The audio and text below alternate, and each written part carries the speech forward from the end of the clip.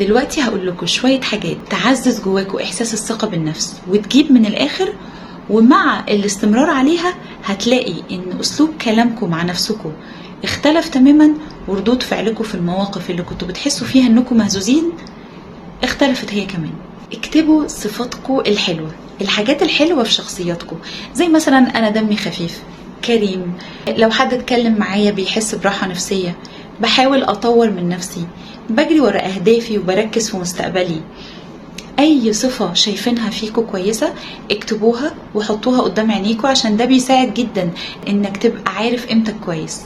استخدام المصفى من وقت للتاني، المصفى دي بنستخدمها عشان نفلتر بيها العلاقات اللي موجودة في حياتنا. شوفوا ايه العلاقات اللي وجودها مش مناسب او بيعطلكوا او بيأذيكوا بشكل او باخر، عشان تتخلصوا منها في اقرب وقت. العلاقات ربنا خلقها عشان تكون موجودة في حياتنا، عشان نعين بعض على الحياة، مش عشان نصعب على بعض الحياة.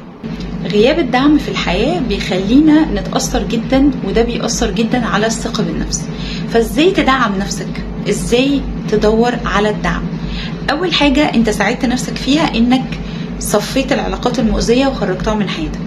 بتبدأ بعد كده تكون علاقات ايجابية، تقعد مع ناس طيبين يدعموك يساعدوك، وانت كمان تبادلهم نفس الشيء.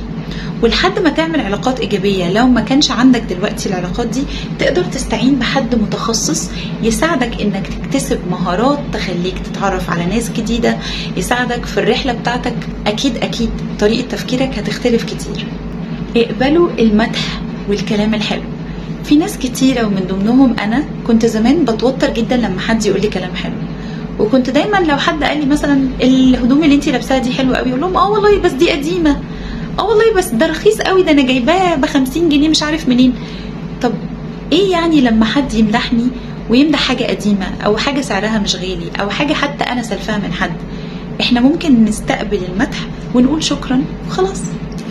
محتاجين نتقبل فكرة ان احنا فينا حاجات حلوة ونستاهل المدح فعلا.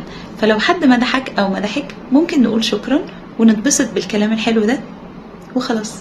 فيديو النهاردة خلص، ولو عجبكم الفيديو ما تنسوش تعملوا لايك للفيديو وسبسكرايب وتشاركوه مع اي حد من صحابكم شايفين ان هو مهتم يفهم ويسمع عن التوبيك دي.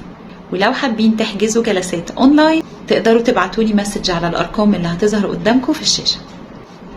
اشوفكم الفيديو اللي جاي.